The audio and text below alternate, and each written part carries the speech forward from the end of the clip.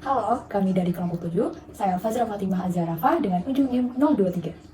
Saya Alia Takia Hongsa dengan ujung NIM 052.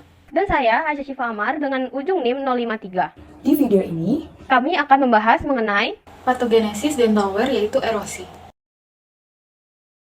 Nah, jadi erosi gigi itu didefinisikan sebagai hilangnya jaringan keras gigi secara irreversibel oleh proses kimiawi tanpa melibatkan bakteri, melainkan akibat rongga mulut yang asam, namun bukan asam dari hasil metabolisme bakteri. Gejala awal erosi dapat dilihat dari lapisan email yang terkikis dan jika terus berkembang akan mengenai dentin dan ruang pulpa. Kehilangan struktur gigi ini dapat menyebabkan fraktur email yang mengurangi nilai estetik dan dapat menyebabkan berkurangnya dimensi vertikal dari oklusal gigi yang mengganggu pengunyahan. Pada tahap lebih lanjut akan menyebabkan rasa nyeri berupa gejala hipersensitivitas dentin dan inflamasi pulpa. Etiologi erosi ini multifaktoral di mana terjadi interaksi faktor kimiawi, biologis, dan perilaku yang dapat menjelaskan bagaimana sih individu tersebut dapat terpengaruh cara yang berbeda walaupun terkena kandungan asam yang sama. adapun faktor-faktor intrinsik dari erosi gigi, yaitu setiap produk asam yang masuk ke dalam rongga mulut. Faktor intrinsik itu sendiri dibagi menjadi 4, yaitu yang pertama ada makanan dan minuman yang memiliki pH rendah dan kapasitas buffer yang tinggi. Contohnya, minuman ringan berkarbonasi yang sangat asam dan rendah pH, yang mengandung 2 asam utama, yaitu asam sitrat dan asam fosfat. Lalu, selanjutnya ada minuman berenergi, jus buah, minuman berbahan dasar alkohol seperti anggur kering, sari apel, dan alkopop. Lalu ada minuman beralkohol rasa buah. Dan untuk makanan itu sendiri, ada buah-buahan segar yang asam seperti jeruk, anggur, dan apel asam, makanan acar, cuka, vinaigrette, saus seperti saus tomat dan saus coklat, keripik, serta permen karet yang memiliki rasa yang mengandung gula dan asam basa. Lalu yang kedua ada obat-obatan dan produk lainnya seperti aspirin dan vitamin C bila digunakan sebagai tablet kunyah atau minuman effervescent. Lalu ada produk kebersihan mulut atau obat kumur yang asam. Lalu ada produk yang menginduksi mulut kering dan mempengaruhi kapasitas buffer saliva. Lalu stimulan saliva asam serta produk yang menyebabkan mual dan muntah. Lalu yang ketiga ada gaya hidup seperti konsumsi minuman olahraga yang sering seperti Lucozade dalam jangka waktu yang lama, sering menelan air kolam renang dengan buffer yang buruk, mengkonsumsi klorin yang menyebabkan pembentukan asam klorida, mengkonsumsi minuman yang dimaniskan dengan gula, konsumsi obat peningkat mood seperti ekstasi, serta penggunaan pasta gigi dan obat kumur dengan pH yang rendah. Faktor intrinsik erosi gigi yang keempat adalah pekerjaan.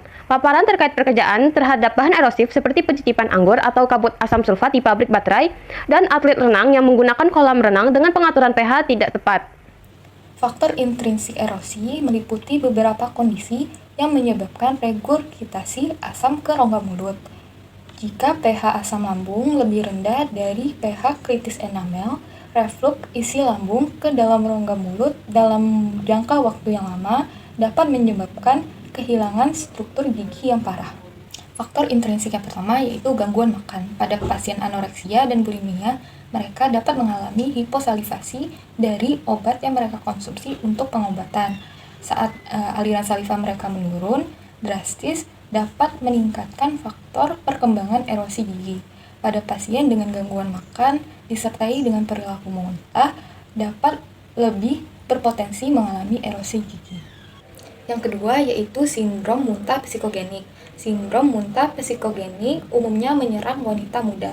Sindrom ini melibatkan muntah yang berulang, yang mungkin disebabkan oleh gangguan emosional. Selanjutnya yaitu muntah diinduksi kehamilan. Sifat sementara dalam kondisi ini mungkin bukan faktor utama terjadi erosi gigi. Namun dalam beberapa kasus, muntah dapat terjadi berkepanjangan atau selama beberapa kehamilan dengan konsekuensi dehidrasi, di mana hiposalivasi dapat terjadi sebagai faktor sekunder yang meningkatkan erosi gigi.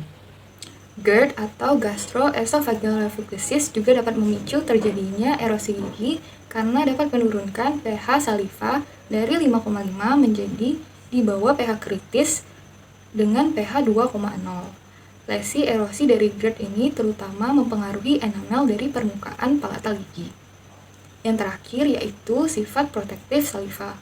Kecepatan alirannya dan kapasitas penyangga memperoleh pelikel gigi dan morfologi serta posisi gigi dalam kaitannya dengan jaringan lunak dan lidah mempengaruhi hasil dari erosi jaringan keras.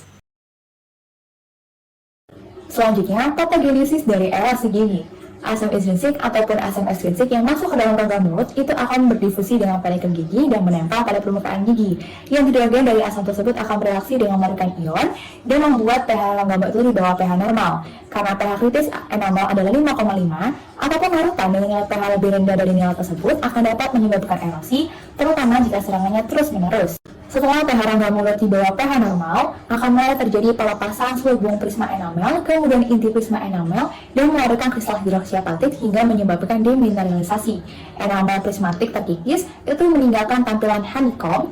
Kemudian asam yang belum terionisasi itu akan menyebar ke dalam celah prisma dan melahirkan mineral lainnya di area enamel yang lebih dalam, termasuk dentin. Nah, dalam dentin ini, area pertama yang akan terpengaruh itu adalah dentin peritubular.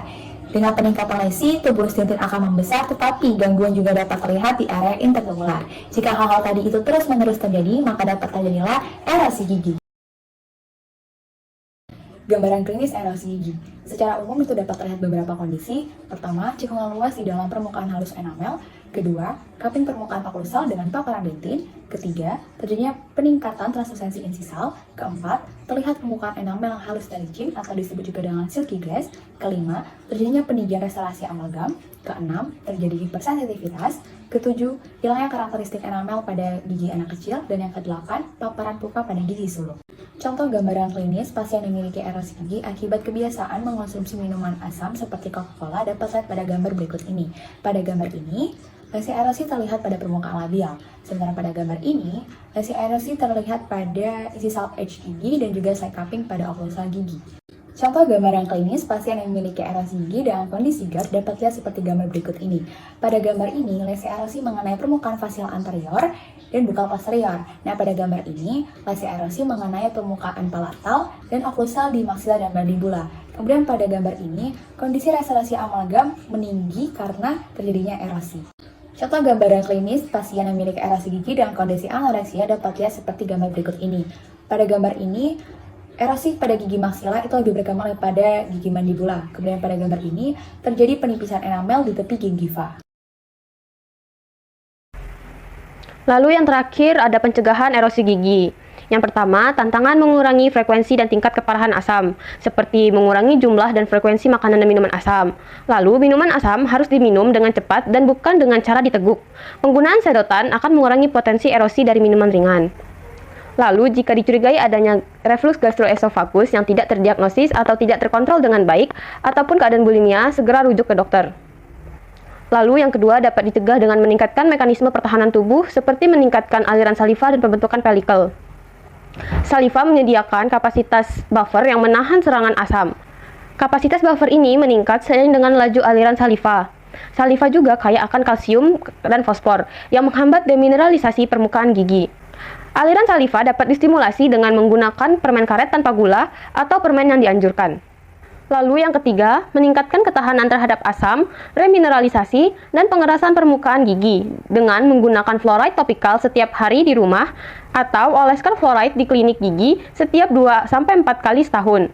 Serta direkomendasikan untuk menggunakan vernis berfluoride. Lalu yang keempat, ada mengurangi kekuatan abrasif. Seperti gunakan sikat gigi yang lembut dan pasta gigi dengan tingkat abrasi yang rendah dengan cara yang lembut. Lalu jangan langsung menyikat gigi setelah mulut terkena asam karena gigi akan mudah terkikis. Lalu yang kelima dapat dicegah dengan memberikan perlindungan mekanis. Pertimbangkan aplikasi komposit dan ikatan langsung jika diperlukan untuk melindungi dentin yang terbuka. Lalu konstruksi pelindung oklusal direkomendasikan jika ada kebiasaan bruxism. Lalu yang terakhir, memantau stabilitas. Pemeriksaan ulang secara teratur harus dilakukan untuk meninjau pola makan, metode kebersihan mulut, kepatuhan terhadap obat-obatan, dan penggunaan fluoride topikal.